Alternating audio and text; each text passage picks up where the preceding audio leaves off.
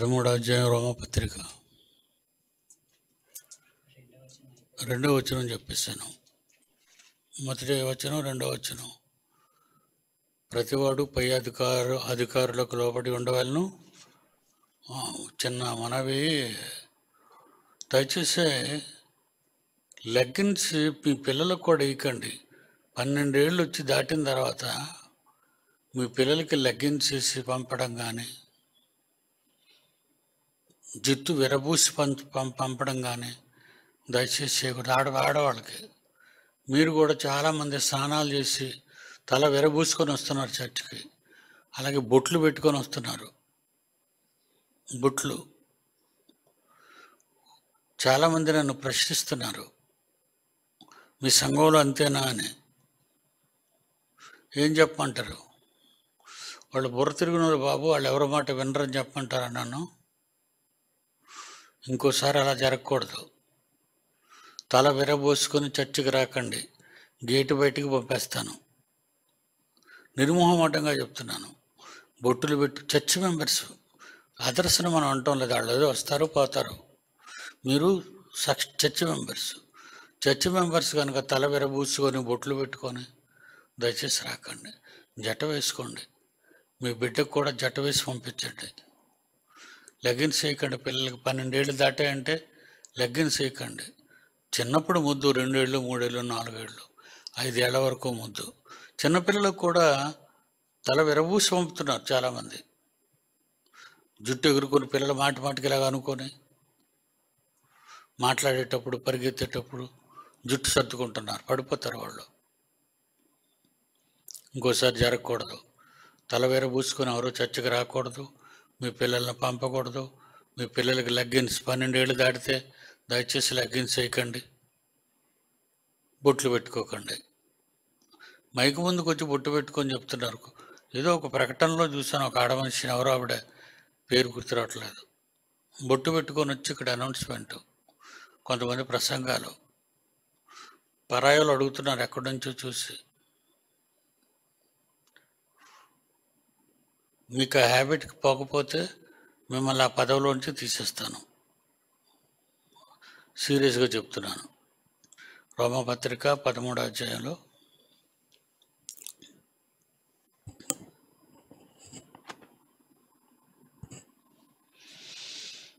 ప్రతివాడు పై అధికారులకు లోబడి ఉండవలను. పై అధికారులు అంటే లోకంలో ఉన్న అధికారులు, అది రెండో విషయం. అది మొదటి విషయం ఏంటంటే సంఘములో ఉన్న అధికారాలు. సంఘములో ఉన్న అధికారాలకి అందరూ లోబడి ఉండాలి. మర్చిపోకండి. ఎలా అనగా దేవుని వలన కలిగినది తప్ప మరి ఏ అధికారమునూ లేదు. ఉన్న అధికారములు దేవుని వలననే నియమింపబడి ఉన్నవి. అవి బైబిల్లో మాత్రమే ఉన్నవి. బైబిల్లో ఉండాలి అవి. నువ్వేదో అధికారం బైబిల్లో లేకుండా మనందరం మోకాళ్ళ మీద ఇలా నడిచి రావాలని కానీ, బయట ఉన్నవి మనం చేయమని కాదు, బైబిల్లో ఉండాలి. మీరు ఇలా ఉండాలి అని బైబిల్ మనకు చెప్పాలి. అప్పుడు మనం చేద్దాం.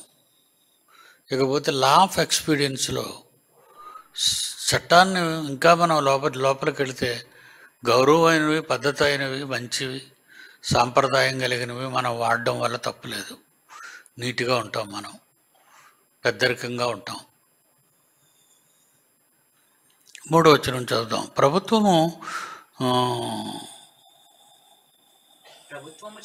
ప్రభుత్వము చేయువారు చెడ్డ కార్యములనే కానీ మంచి కార్యములకు భయంకరులు కారు. ప్రభుత్వం చేసేవాళ్ళు అంటే అధికారాలు చేసేవాళ్ళు. మీ మీద ఎందరో అధికారాలు ఉన్నాయి. సండే స్కూల్ మీద ఎన్నో అధికారాలు ఉన్నాయి. పెద్దవాడు స్త్రీల కూటంలో ఎన్నో అధికారాలు ఉన్నాయి. సంఘంలో ఎన్నో ఇవన్నీ అధికారాలు.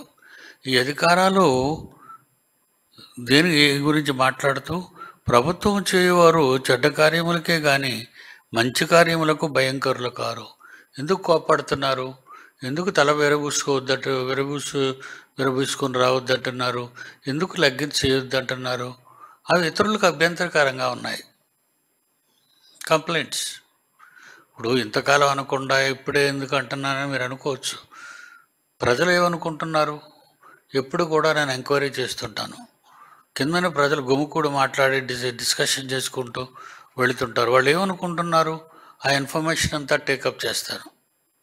కనుక ఈరోజు మన చర్చికి చాలామంది తెలియని వారు అనేక మంది రాగలుగుతున్నారు అంటే కారణం ఏంటో తెలుసా? మన మనం మనం అలవాటు చేసుకున్న మంచి పద్ధతులు వాళ్ళకి నచ్చాయి అవి. అంతకుముందు భయంకరంగా జాకెట్లు వేసుకోవడాలు, భయంకరంగా చేతులు కుట్టించుకోవటాలు, వీటి వల్ల ఆ రోజుల్లో గట్టిగా నిర్బంధించాను. మీరందరూ మానేశారు. ఇప్పుడు ఎవరు ఆ టాపిక్ ఎత్తటం లేదు. ఇవన్నీ పైనుంచి వచ్చేవాళ్ళు చూసిన తర్వాత ఆహా ఎంత గౌరవంగా ఉందండి. ఏమండి, మరి ఎగ్జాంపుల్కి చెప్తాను.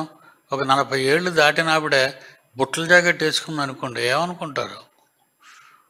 40 ఏళ్ళు దాటిన ఆవిడకి పిల్లలు పుట్టి, ఆ పిల్లకి పిల్లలు పుట్టినా ఈవిడ ఇంకా బుట్టల జాకెట్లు వేసుకుని తిరుగుతుందంటే ఆవిడని ఏమనాలి? ఈవిడికి షోక్ ఎక్కువండి అంటారు. ముఖం చూస్తే ముసలి ముఖం, చేతులు చూస్తే బుట్ట చేతులు. అది మంచిది కాదు. అది మీకు మంచిదిగా పద్ధతిగా చిన్నపిల్లకి బుట్టలు, పెద్దోళ్ళు కూడా బుట్టలు వద్దండి. బుట్టలు ఎందుకు మీకు? లేకపోతే అక్కడికి 2 మాంసం ముద్దలు ఎక్కించి కుట్టించుకోండి. జాకెట్ కూడా చక్కగా సీల్డ్గా ఉంటుంది. పెద్దోళ్ళని ఇంగిత జ్ఞానం కూడా మర్చిపోయేలా ప్రవర్తిస్తుంటారు. ఇంగిత జ్ఞానం, పద్ధతి తెలీదు, సంస్కారం తెలీదు. ఏదో రోడ్డు మీద అవారాగా పోయే వాళ్ళకి తయారైపోయి బైబిల్ చేతిలో పట్టుకొని వచ్చేస్తున్నావు అంటే నేను ఏమనుకుంటారు? వీళ్ళు చర్చిలో అందరూ ఇలాగే కలండి ఉంటారని. వీళ్ళు చర్చిలో అందరూ చాలా బాగుంటారు అనుకుని అందరూ వస్తున్నారు. వాళ్ళ ముందు మీరు అసహ్యంగా తయారవ్వకండి. ఈ బుట్టల జాకెట్లు, బొట్లు, తలార పెట్టుకోవడాలు ఇవన్నీ చాలా అసహ్యమైన పనులు. అవి సంసారపక్షంగా ఉన్న ఏ స్త్రీ కూడా చెయ్యదు. అందుకే నాకున్న అధికారంతో మీ అందరికీ చెప్తున్నాను, దయచేసి మీరు అలా తయారవ్వకండి. మంచి పద్ధతి, సింపుల్గా రండి. చర్చికి కదా వస్తున్నారు, పెళ్ళికి వెళ్ళటం లేదు కదా. మీ నగలని ఇచ్చేయండి, నేను వేసుకొని అక్కడికి వెళ్ళి ఒక సోకు వెలిగేస్తాను అక్కడ. చాలామంది పెళ్ళిళ్ళకి పేరెంటాలకు వెళ్ళేటప్పుడు పక్కింటోళ్ళు, సొంత ఇంటోళ్ళు, చుట్టాలో పట్టాలో నగలు అడుక్కొని వేసేసుకుంటారు. అర్థమైందే? వాళ్ళు ఏమనుకుంటారు? ఏటమ్మా ఇవిడ కనక మహాలక్ష్మిలాగా అది నగలు ధరించింది, విజయవాడ కనకదుర్గమ్మలాగా తలకాయల మెడలో వేసుకున్నట్టు. ఏంటో పద్ధతి ఏంటి మన వాళ్ళకి? పెళ్ళికి వెళ్తే నగలు, పెళ్ళికి వెళ్తే ఆలబట్టలు ఇళ్ళబట్టలు అడుక్కోడారు. పిల్లోడు అడుగుతారా నిన్ను, ఏమ్మా నీకు నగలు లేవా అని? అడగరు. కానీ సోకు, బడాయి, టెంపర్మెంట్ అంటారు దాన్ని. ఎందుకు అలాంటివన్నీ? ఎరువు వేసుకొచ్చారనుకోండి, అది ఎవడో తెంపుకెళ్ళిపోయాడు అనుకో, మరి వీళ్ళకి ఇచ్చుకోవాలా నువ్వు? ఎవరో తెంపుకెళ్ళిపోయారండి, మరి నేనేం చేయలేను అంటావా? మెడపట్టుకుని గుంజేస్తారు ఇవ్వకపోతే. కనుక ఎందుకు అడగడం, ఎందుకు తగిలించుకోవటం, ఎందుకు పోవడం, ఎందుకు ఇవన్నీ తలపోటు వ్యవహారాలు. మీకున్న దాంతో సింపుల్గా అందం నువ్వు నగర పెట్టుకోవటం వల్ల, బొట్లు పెట్టుకోవటం వల్ల, జాకెట్లు వేసుకోవటం వల్ల కాదు, జుట్టు విరబోసుకోవటం వల్ల కాదు. నీ హృదయం పవిత్రంగా ఉంటుందే నీకు అందం. నీ హృదయం బాగుండాలి, నీ వేషం బాగుండాలి, అప్పుడు తర్వాత నీ వేషం. ఓకేనా? కనుక ఈ 3వ వచనంలో 4వ వచనంలో ప్రభుత్వం చేయవారు చెడ్డ కార్యములకే కానీ మంచి కార్యములకు భయంకరులు కారు. మంచి కార్యాలకు భయంకరులు కారు. మంచి కార్యాలకు ఎందుకు భయంకరులు? నువ్వు చాలామందికి మనం ఇలా బుద్ధి చెప్తున్నావు అనుకో, లోపల కొరకొరలాడేస్తుంటుంది వాళ్ళందరికీ. ఎందుకంటే నేరస్తులు కదా వాళ్ళు నేరస్తులు కనుక మనం ఎలా కనబడతామంటే భయంకరంగా కనబడతాం వాళ్ళకి. ఇగో నన్నేనేస్తున్నారు. నిన్నే కాదు, అలాగే తయారైన వాళ్ళందరి గురించి అన్నవి. అసలు నువ్వు వేసుకున్నావని మాకేం తెలుసు? నువ్వు తలవీరు వేసుకున్నావని మాకేం తెలుసు? కంప్లైంట్స్ అవన్నీ మన చర్చ ఆడవాళ్ళ మీద వచ్చిన కంప్లైంట్స్. జాగ్రత్తగా ఉండండి, ఇంకోసారి మీరు అలా రాకూడదు. చూస్తే మాత్రం నా కోపం ఆగదు. మీకు తెలుసు కదా, చాలా కోపిష్టోడు నేను. మంచిగా ఉంటే ఎంత ప్రేమగా ఉంటానో, తేడాగా ఉంటే చాలా కోపంగా ఉంటాను. మీరు మంచిగా ఉండండి, నేను చాలా సంతోషంగా ఉంటాను. మీరు హద్దు మీరు వ్యవహరించారనుకోండి, మిమ్మల్ని లోపలికి రానివ్వను.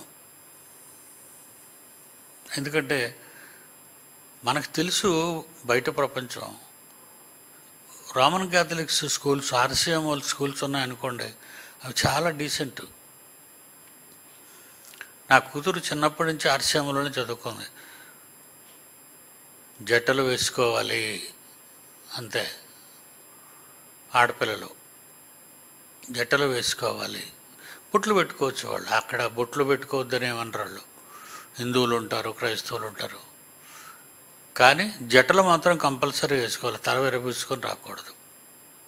కనుక బట్టలు ఎలా ఉండాలి, వాళ్ళు ఇచ్చిన యూనిఫామ్ వాళ్ళు చెప్తారు ఈ కలర్లో ఉండాలని, ఎలా కుట్టించుకోవాలో చెప్తారు. జాకెట్ అనేది బుస్కోట్లో ఉంటుంది ఆ పిల్లలకి, ఆడపిల్లలకి. లంగా మీద షర్ట్ వైట్ అండ్ బ్లూ వాళ్ళ యూనిఫామ్. లంగా పెద్దది వేసుకున్న తర్వాత పాదాలు ములిగినంత వరకు, ఈ పైన వేసుకునే జాకెట్ లాంటిది ఏమో బుష్కోట్లో ఉంటుంది, పెద్దవాళ్ళు వేసుకున్నది. అంతే, అంత కింద వరకు ఉండాలని వాళ్ళ ఉద్దేశం, ఆడపిల్లలు అలా ఉండాలి అని. కనుక సుగ్గా తయారయ్యే ఆడపిల్లలు ఏమనుకుంటారు, వాళ్ళ టీచర్స్ని చూసి కోప్పడిపోతుంటారు, మా టీచర్ మంచిది కాదు అని. వద్దు, అలా మనం అనుకోకూడదు. సంస్కారం గురించి, పెద్దరికం గురించి చాలా జాగ్రత్తగా మనం ఉండాలి. అది మంచి పద్ధతి. మనల్ని చూడగానే అందరూ శభాష్ అనాలి. ఆమె ఎవరో కానీ చూడండి, తల్లిలా ఉంది, చక్కగా వెళ్తుంది, తల దించుకొని వెళ్ళిపోతుందని. కొందరు అలా రిక్కులు చూస్తుంటారు. అలా ఆయన ముందుంటాడు, వెనకతలు కూర్చుంటుంది మోటార్ సైకిల్ మీద, దిక్కులు చూస్తుంటుంది. ఎందుకంటే ఆయనకి ఎలాగా కనబడదు కనుక. ఆ వెనక తిరిగి బుర్ర తిప్పి చూడలేడు కదా, బుర్ర తిరగదు కదా వెనక్కి. అందుకే బండి ఎక్కారంటే ఓ వెలగబెడుతుంటారు. వెనకతలు ఫాలో అయ్యాడు ఎలాగుంటాడు, ఇది భలే ఉందరా అనుకుంటాడు. చూసారా ఎంత అసహ్యం, అది నీకు అవమానం కదా ఆ మాట వాడు అలాగ అనుకోవడం. అలాగే లెగ్గిన్స్ వేసుకున్న వాళ్ళు మోటార్ సైకిల్ మీద ఎక్కుతారు.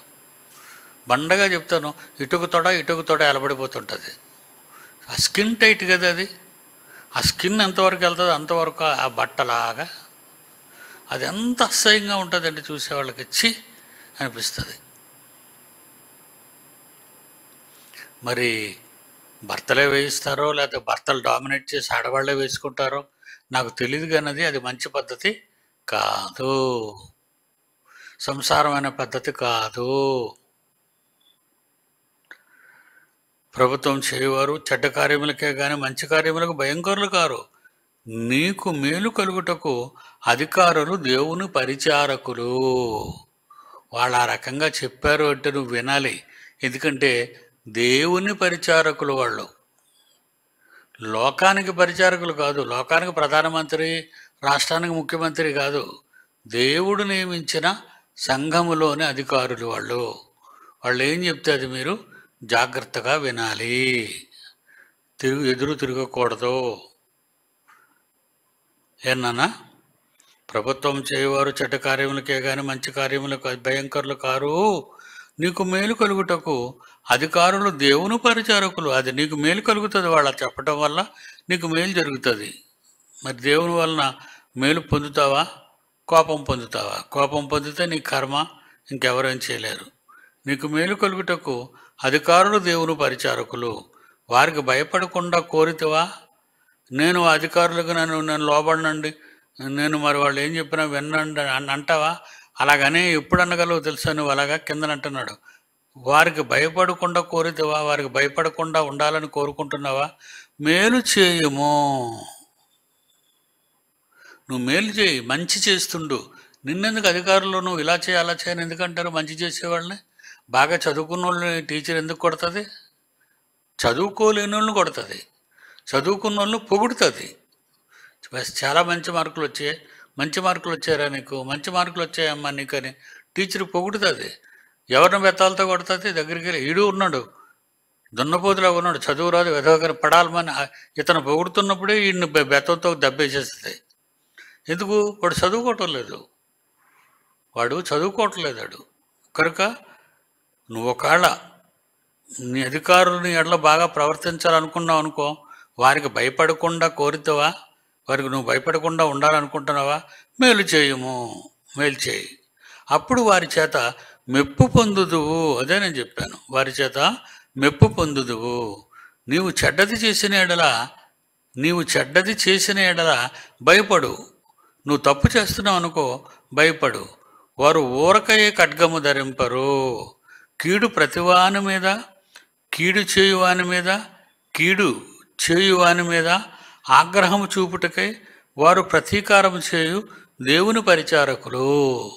దేవుని వల్ల నియమింపబడిన వారు కనుక తప్పు చేసిన వారిని, తప్పుగా ప్రవర్తిస్తున్న వారిని వాళ్ళు చెప్తారన్నీ. ఇలా ఉండమ్మా, ఇలా ఉండాలి నాన్న, మనం ఇలా నేర్చుకోవాలి, మనం ఇలా పద్ధతి ప్రకారం ఉండాలి, మనం టైంకి రావాలి, వాక్యాన్ని టైంకి నేర్చుకోవాలి, మనం ఎప్పుడు వినేవాళ్ళమై ఉండకూడదు, వాక్యాన్ని చెప్పేవాళ్ళమై ఉండాలి, సేవ చేసేవాళ్ళమై ఉండాలి. ఇవన్నీ కూడా వాళ్ళు చెప్తారు నీకు, అవన్నీ నువ్వు విను, దాని ప్రకారంగా జరిగించు. కాబట్టి ఆగ్రహ భయమును బట్టి మాత్రము కాక మనస్సాక్షిని బట్టి లోబడి ఉండుట ఆవశ్యకము. అరే బాబా, అతను కోపం వస్తాడు, జాగ్రత్తగా ఉందామని అతను ఉన్నంతసేపు నటించుకు. నువ్వు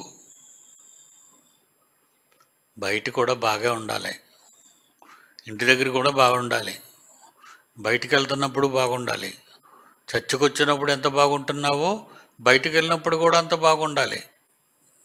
అదే అంటున్నాడు అదంతా.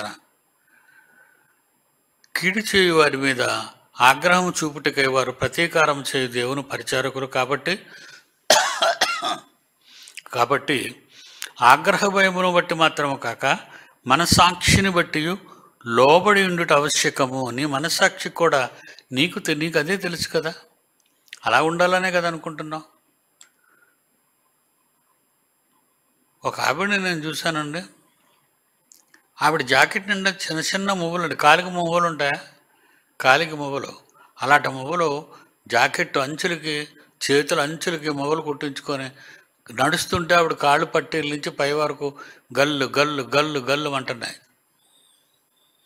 నీకెందుకు మువ్వలు? అడిదో తెల్లవారులో సంక్రాంతి టైంలో తెల్లవారి ఒక గంట ఎలబెట్టుకొని వచ్చి ఒక గంట వాయిస్తుంటాడు. ఎందుకది నీకు ఈ మువ్వలేంటి? నీకు నువ్వే చిన్నపిల్లకి అది ముద్దుగా నడుస్తూ నడకొచ్చిన తర్వాత అది ముద్దుగా అడుగులేస్తూ ఉంటుంది, అప్పుడు గళ్ళు అంటూ ఉంటాయి. చంటిది కదా, దాన్ని చూసి సంతోషపడతాం, నా కూతురు చక్కగా నడుస్తుంది అని. చిన్నపిల్లకి దాని పడ్డైపోయినా నీకు మువ్వల ఏమండి? చాలామందికి పెద్ద అయిపోయినా పడ్డల్లాగా అయిపోయినా సరే మువ్వలు ఉండాలండి, మువ్వలు ఉండకపోతే ఉండలేరు. దేనికి మువ్వలు? దేనికమ్మా మువ్వలు? ఆడవాళ్ళకి బ్యాడ్ హ్యాబిట్స్ అన్నీ అనేక మందిని చూసి నేర్చుకున్నారండి వీళ్ళు, చాలామందిని చూసి నేర్చుకున్నారు. నేను మొబైల్ పట్టుకోవాలి, మీ ఆయనకి మొబైల్ ఇష్టమైతే రాత్రులు అదేదో సినిమాలో రాత్రి దెయ్యం అయిపోయి వచ్చి గెద్దుతుందే, ఏం పేరు మధ్యన వచ్చింది, చంద్రముఖి. మా పంతులు గారు చెప్పాడు, చంద్రముఖి సరిగ్గా రాత్రి అవగానే మొబైల్ కట్టుకొని గెంతుతుంది. మీ ఆయన దగ్గరికి గెంతలాగా తలుపులు వేసిన తర్వాత పడుకుంటారు కదా, నిద్రపోయే ముందు ఒక నాట్యం చేస్తానండి, మీరు అలాగ మత్తులోకి వెళ్ళిపోండి అని. ఇంకా ఆడు పడుకోడు, తలుపు తీసుకొని అవతలకి వెళ్ళిపోయి పడుకుంటాడు. అమ్మ నువ్వు ఎంతసేపు చేస్తావో చేసుకొని. 5వ వచనంలో, కాబట్టి ఆగ్రహ భయమును బట్టి మాత్రము కాక మనస్సాక్షిని బట్టి, నీకు కూడా మనస్సు ఉండాలి కదా, అవును కదా అలా చేయకూడదు కదా అని నువ్వు అనుకోవాలని దేవుడు అంటున్నాడు. వాళ్ళ ఆగ్రహ భయమును బట్టి మాత్రము కాక మనస్సాక్షిని బట్టి లోబడి ఉండుట ఆవశ్యకము. ఎలయనగా వారు దేవుని సేవకులై ఉండి ఎల్లప్పుడూ ఈ సేవ ఎందే పని కలిగి ఉందరు. ఏంటండి ఆయన ఎప్పుడు అంటూనే ఉంటాడండి, ఎప్పుడు ఆయన మమ్మల్ని అంటూనే ఉంటాడండి, ఎప్పుడు ఆమె మమ్మల్ని అంటూనే ఉంటుందండి. అది అనకండి, ఆ భాష మంచిది కాదు. ఇదిగో ఇక్కడ అదే చెప్పాడు, అలాగ అనకూడదని. ఏమన్నాడు? కాబట్టి భయమును బట్టి మాత్రం కాక మనస్సాక్షిని బట్టి లోబడి ఉండేట ఆవశ్యకం. అనగా వారు దేవుని సేవకులై ఉండి ఎల్లప్పుడూ ఈ సేవ ఎందే, అంటే మీ సేవ ఎందే పని కలిగి ఎందురు. మీ సేవ, మీకు సేవ చేయటంలోనే, మీకు మంచి నేర్పటంలోనే, మీకు మంచి పద్ధతులు నేర్పటంలోనే వాళ్ళు ఈ పని కలిగి నేను ఇచ్చాను. అలా ఉండమన్నాను, వాళ్ళని అలా చేయమన్నాను, సంఘాన్ని, సంఘం కొరకు అలా బ్రతకమన్నాను.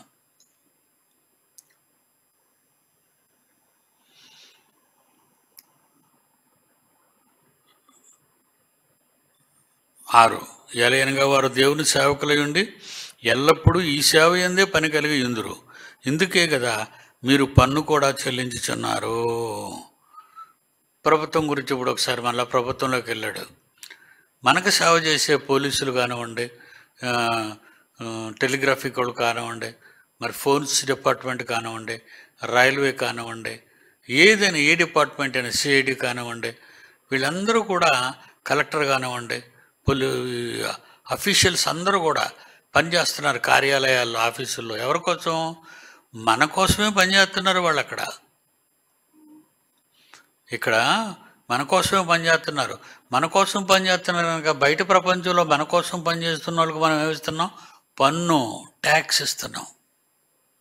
సబ్బు కొనుక్కుంటాం, పన్ను కడతాం. కొబ్బరి నూనె కొనుక్కుంటాం, పన్ను కడతాం. బట్టలు కొనుక్కుంటాం, పన్ను కడతాం. జిఎస్టీ అని రాష్ట్ర జిఎస్టీ ఉంటుంది, నేషనల్ జిఎస్టీ, 2 పన్నులు, రాష్ట్ర పన్ను, కేంద్ర పన్ను. అందుకే మనకు బట్టలు ఎంత కాస్టో పన్ను కూడా ఇంచుమించు అంతవరకు వెళ్ళిపోద్ది. కనుక ఇవన్నీ ఎందుకు వాళ్ళు వసూలు చేస్తున్నారు మన దగ్గర నుంచి? పన్ను, మనకి సేవ చేస్తున్నారని. మరి మాకెవరు జీతాలు ఇస్తారు? ఇప్పుడు వీళ్ళందరికీ జీతాలు ఎవరు ఇస్తున్నారు అనుకున్నారు? మీరు కొనుక్కునే ఆహార వస్తువులు, మీరు కొనుక్కునే బట్టలు, మీరు ఏది కొనుక్కున్న, నూనె కానీ అనకూడదు కానీ, ఏ చిన్నది కొనుక్కున్నా దాని మీద పడే వాళ్ళకి మీరు ఇచ్చే డబ్బుల్లో పన్ను కూడా ఇస్తారు. వాళ్ళకి, ప్రభుత్వానికి పన్ను చెల్లిస్తారు. అదే చెప్తున్నాడు, లోకంలో మనకు పనిచేస్తున్న వాళ్ళకే మనం పన్ను కడతాం కదా. మరి మీ కొరకు, సంఘంలో మీ కొరకు పనిచేస్తున్న వాళ్ళకి మిమ్మల్ని పన్ను అడగటం లేదు కదా. నేను ప్రసంగం చేసినందుకు మిమ్మల్ని పన్ను అడగటం లేదు. మన పాపం యూత్ మీటింగ్ పిల్లలు చాలాసేపు వెయిట్ చేసి, డాడీ పుస్తకాలు ప్రింట్ చేసాం, చక్కగా సేల్ అయ్యే డాడీ అని 5,000 తీస్తున్నారు. వద్దు నాయన, మీరే ఉంచుకోండి. నేను పన్ను తీసుకునేవాడిని కాదు కదా మీకు. నేనే తిరిగి పన్ను ఇచ్చేవాడిని మీకు. నేనే నా పిల్లలకి ఏదైనా చెయ్యాలంటే నేనే చెయ్యాలని చేస్తాను అందరికీ. కనుక నాకు ఇస్తుంటే వద్దులేదన్న, నేనే మీకు ఇవ్వాలరా, ఉంచుకోండి అన్న. కనుక మీకు ఎవరైతే వాక్యం చెప్తున్నారో, ఈ మధ్య ఆడపిల్లలు కానీ మగ పిల్లలు కానీ క్లాసులు బాగా జరిపిస్తున్నారు, ఆ విషయంలో నేను అప్రిషియేట్ చేస్తాను వాళ్ళని. ఇకపోతే వాళ్ళకి అన్ని గిఫ్ట్లు ఇస్తున్నారు. టీచర్స్ అందరికీ గిఫ్ట్, క్లాసులో మంచి మార్కులు వచ్చిన వాళ్ళకి గిఫ్ట్లు, మంచిగా డెవలప్ అయిన వాళ్ళకి గిఫ్ట్లు, మరి టిఫిన్ బాక్సులు కొంటున్నారు, బ్యాగులు కొంటున్నారు, మీరు కూడా చీరలు కొంటున్నారు. ఇవన్నీ మీకు ఎందుకు కడుతున్నారు? మీరు నేర్పిస్తున్నారు కనుక. మీరు నేర్పిస్తున్నారు.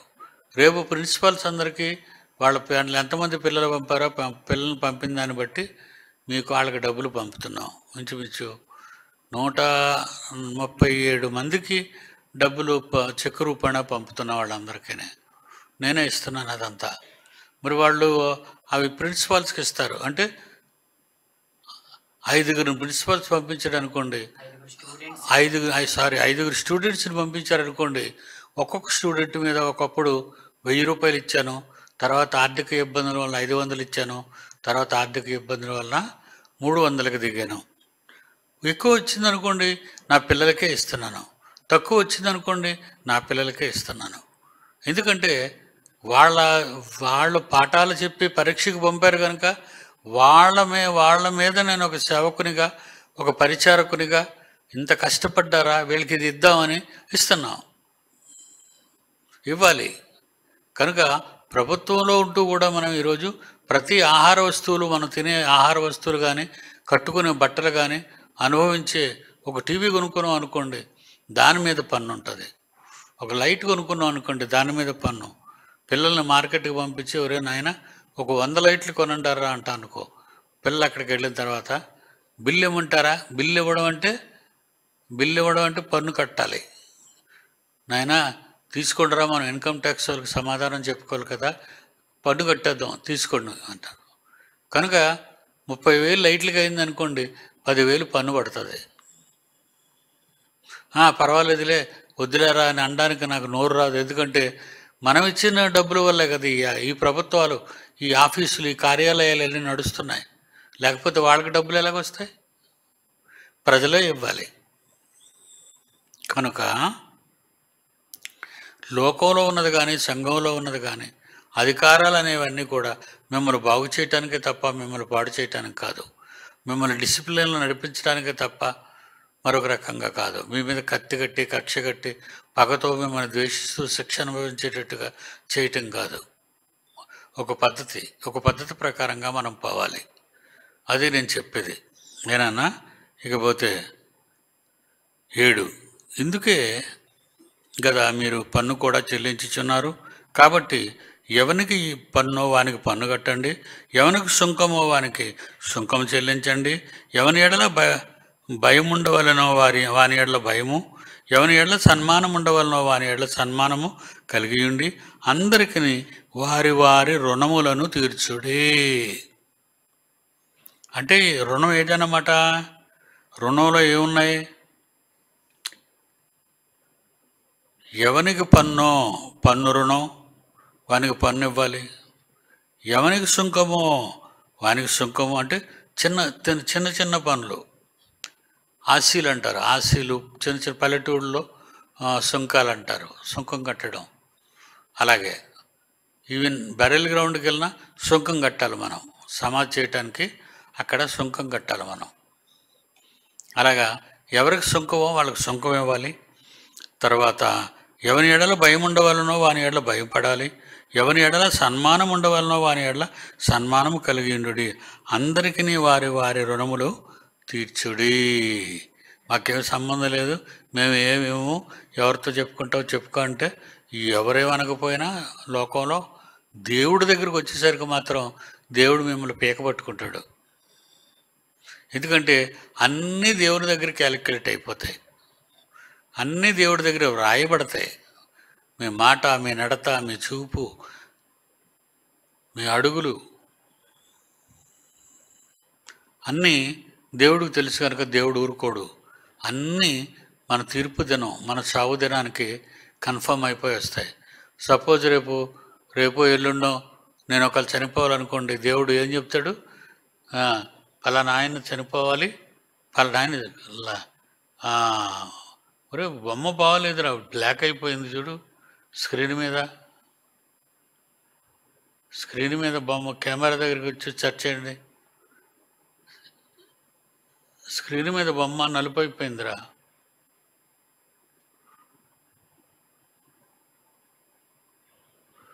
నలుపు అయిపోయింది. కెమెరా దగ్గరికి రా నాయన.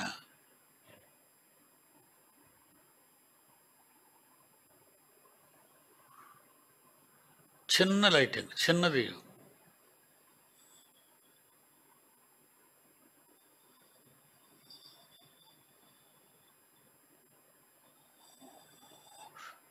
బాగుంది, సరిపోయింది నాయన, సరిపోయింది. ఓకే. అందరికీ వారి వారి రుణములను తీర్చుడి. ఒకరినొకడు ప్రేమించే విషయంలో తప్ప మరేమీ ఎవరికి అచ్చి ఉండవద్దు. సరేండి, అచ్చి ఉండవద్దు అంటే ఒకరినొకడు ప్రేమించే విషయంలో తప్ప మరేమీ ఎవరికి అచ్చి ఉండవద్దు. అంటే సపోజ్ నేను మీకు డబ్బులు ఇచ్చాను అనుకోండి, అలాగే ఎవరైనా అక్క నాకు డబ్బులు లేవు ప్రస్తుతం, బస్సుకి డబ్బులు ఇవ్వంటే ఇచ్చిందనుకో, అప్పుడు ఏం చేయాలి? వాడు అడగగానే ఇచ్చేయాలి. వాడు అడిగారు అనుకోండి, ఇచ్చేయండి. మరి అచ్చి ఉండకూడదు, ఎగ్గొట్టే మైండ్ అంటారు. అచ్చి ఉండని వాళ్ళు ఎవరంటే ఎగ్గొట్టే మైండ్. చాలామంది ఈ మధ్య ఫ్రాడ్ పీపుల్ వచ్చి మన దగ్గర అన్నీ డబ్బులు వసూలు చేసి తప్పించుకు తిరుగుతూ ఉంటారు. అలాగా వాళ్ళు ఉసురు పెట్టకూడదు. మీకు అర్థమైందండి? ఎవరికైనా బాకీ అయిపోయారు అనుకోండి, మీరు 10 సార్లు 100 సార్లు అడిగించుకోకూడదు. మీరు తీసుకునేటప్పుడు ఏమంటారు? ఎందుకండి 20 రోజుల్లో ఇచ్చేస్తాం, నెక్స్ట్ వీక్లో ఇచ్చేస్తాం అని 1 year అవుతుంది. నా దగ్గర డబ్బులు తీసుకునే వాళ్ళైతే మరి ఒకరైతే మరి నేను చెప్పకూడదు, ఒకరైతే ఇది 3వ సంవత్సరం నన్ను టైం అడిగింది 3 రోజులు, ఇప్పుడు నాకు టైం అయింది 3 సంవత్సరాలు దాటిపోయాయి. అదనమాట, అచ్చి ఉండకూడదు. అంటే అంత డబ్బు తీసుకున్న తర్వాత ఇవ్వకపోతే మనకు ఎలా ఉంటుంది? నాకు ఎవరు అప్పిస్తారు? ఏమంటే నేను అప్పుడప్పుడు అనుకుంటాను, బాబు వీళ్ళందరూ సంఘస్థులందరూ బాగా పేదవాళ్ళే, వీళ్ళు ఎలా నాకు అప్పిస్తారు? నాకు ఏదైనా అవసరమైంది అనుకోండి, ఆసుపత్రి పాలు అయిపోయాను అనుకోండి, నాకు ఎవరైనా ఇవ్వగలరా? ఎవరు ఇవ్వలేరు. అందుకే మీ మీద ఉన్న గొప్ప అపనమ్మకంతో, నమ్మకం కాదు, మీ మీద ఉన్న గొప్ప అపనమ్మకంతో నేను ఎప్పుడూ కూడా డబ్బులు భద్రపరుచుకుంటూనే ఉంటాను, నా కోసం, నా కుటుంబం కోసం.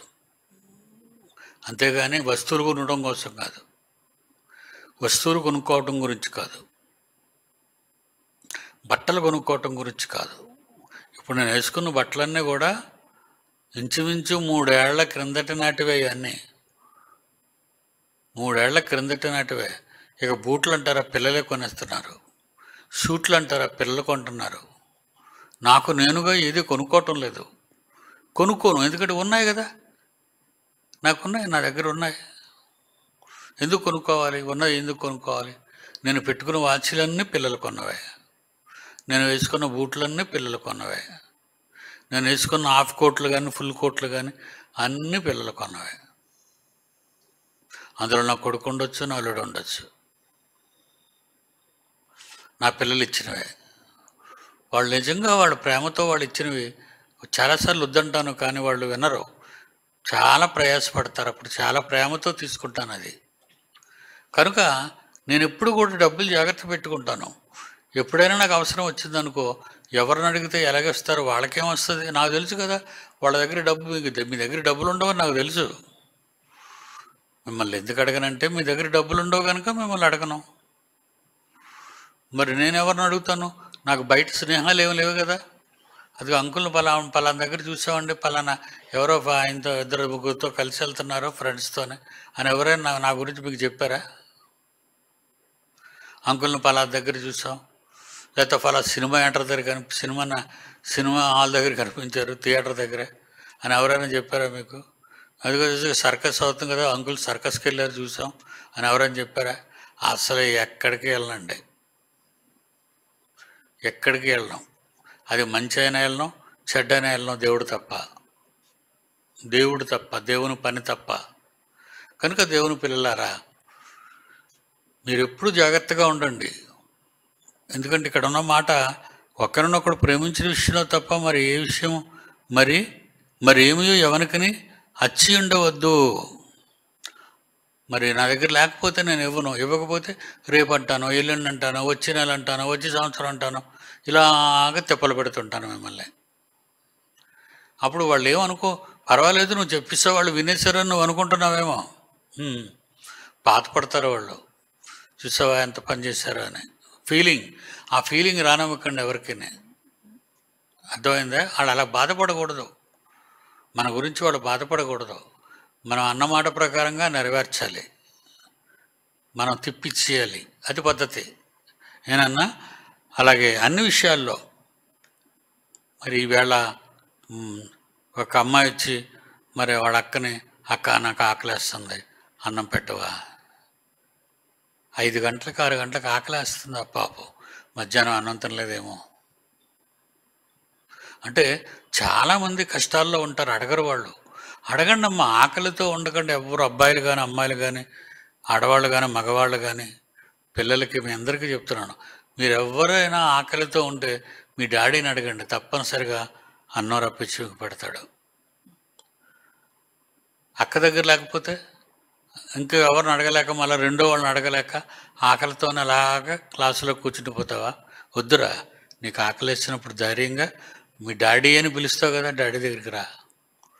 మా నాన్న ఉన్నాడు అను, మీ నాన్న ఉన్నాడు. మా అజిత్ చెప్పాను, ఒరే నీకు నేమేమైనా డబ్బులు కావాల్సి నన్ను అడగరా, నేను మీ డాడీని కదరా అన్నాను. వాడు పొంగిపోతున్నాడు. మీ డాడీని రా, నేను నీకు ఇస్తాను కదా, నీకేం కావాలో అడుగు అంటాను. వాడు అడగకుండానే వాడికి ఇస్తుంటానండి. వద్దు వద్దు అంటూనే వద్దు వద్దు అంటుంటాడు. వాడికి చాలా మొహమాటం, సిగ్గు.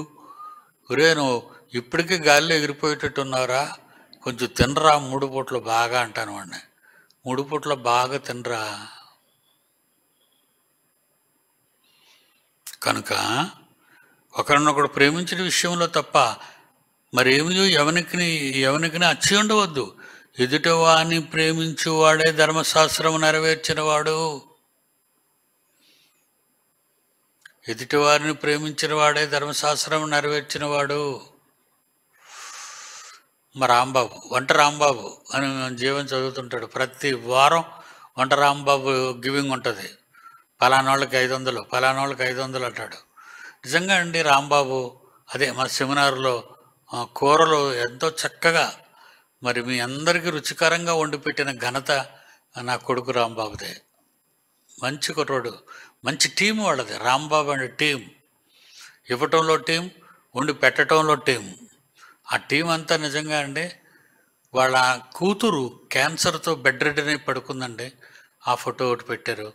వాళ్ళ నాన్నగారు పేగు లోపల వాచిపోయి ఆయన్ని కూడా బెడ్ రెడ్ అనే హాస్పిటల్లో పెట్టారు. పాపం మనందరికీ చెప్తున్నాడు, మనకందరికీ మా డాడీ గురించి ప్రార్థన చేయండి. అదిగో కూతురండి పాప, ఈ పాప కూతురు. వాళ్ళ నాన్నగారిని చూపించిన ఆయన, వాళ్ళ నాన్నగారు ఉంటారు కిందన పైన ఉంటారు వాళ్ళ నాన్నగారు. ఇద్దరు గురించి డాడీ మరి వీళ్ళకి 1,50,000 కావాలి, నేను 1,00,000 రూపాయల వరకు ఖర్చు పెట్టాను.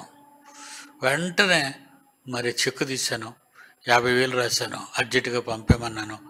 రేపు అనౌన్స్ చేస్తాడు జీవన్, రేపు చెప్తాడు మీరు కూడా పంపండి. 1,00,000 రూపాయలు పంపించితే సరిపోద్ది. నేను 50,000 పంపారుగా, 1,00,000 రూపాయలు పంపాడు. ఎందుకంటే ఒక్క నయా పైసా తీసుకోలేదండి. మనకి ఇన్ని సంవత్సరాలు మరి మనందరికీ కూరలు చారులు అన్నీ ఎంతో రుచికరంగా వండి పెట్టాడు. ఛార్జీ కూడా నేను డబ్బులు ఇవ్వలేదండి. ఫర్ ఇన్ఫర్మేషన్, ఛార్జీ కూడా వాళ్ళకి డబ్బులు ఇవ్వలేదు నేను. తీసుకోడు, ఇచ్చిన తీసుకోడు. అలాంటిది ఎంత కష్టం లేకపోతే, ఎంత కంగారు లేకపోతే ఈ ఫొటోస్ అన్నీ పెట్టుంటాడు. వెంటనే నేను, నా మనసు చలించిపోయింది. విదిన్ కొన్ని గంటల్లో పంపించాను డబ్బు ఆయన చేతికి అందేటట్టు. ఏమన్నాడు, ఎంత మంచి మాట అన్నాడండి. ఒకరినొకడు ప్రేమించే విషయంలో తప్ప మరి ఏమీ ఎవనికి అచ్చి ఉండవద్దు. పొరుగువానిని ప్రేమించువాడే ధర్మశాస్త్రము నెరవేర్చిన వాడు. అంతే కదా, ఎంత హెల్ప్ చేశాడు మనకి. తెల్లవారు 4-3 గంటలకు లేచిపోయి మరి ఆ స్టోర్లో ఉండే వాళ్ళని అడిగితే వాళ్ళు చెప్తారు. రైస్ అడగడం కానీ, పప్పు అడగటం కానీ, గరం మసాలా సామాన్లు అడగటం కానీ, ఏమి అడిగినా వాళ్ళని లేపేసి అవి పట్టుకొని వెళ్ళి నూనె డబ్బాలు మనకు వంట సిద్ధం చేశారు. టైంకి భోజనం. దేవుని పిల్లలారా, అలాంటి వానికి మనం ఇవ్వాలి. ఇవ్వకపోతే ఎలా? ఎవరు చూస్తారు? అవసరం కనుక అడిగాడు, మరి మన దగ్గర లేకపోతే ఎలాగా? మీరు వెంటనే ఇవ్వలేరు, నేను వెంటనే పంపగలను. మీరు ఇవ్వని మీరు నెమ్మదిగా ఇస్తారు, నేను వెంటనే పంపుతాను. ఇది మన సంఘం అనేక మందికి నేర్పిస్తున్న విధి విధానం ఇలా ప్రతి వాళ్ళు ఉండగలిగితే, ప్రతి ఒక్కరూ ఉండగలిగితే నిజంగా సంఘం యెరూషలేము సంఘంలాగా, అంత్యోకయ సంఘంలాగా మనం ఉండేవాళ్ళం. మనం ఉంటాం తప్పనిసరిగా. అందుకే ఇవ్వటం అనేది మానకండి అంటాను ఎవరినైనా. ఇవ్వటం అనేది మానకండి. అక్కడికి ఆపుదామండి, టైం అయింది.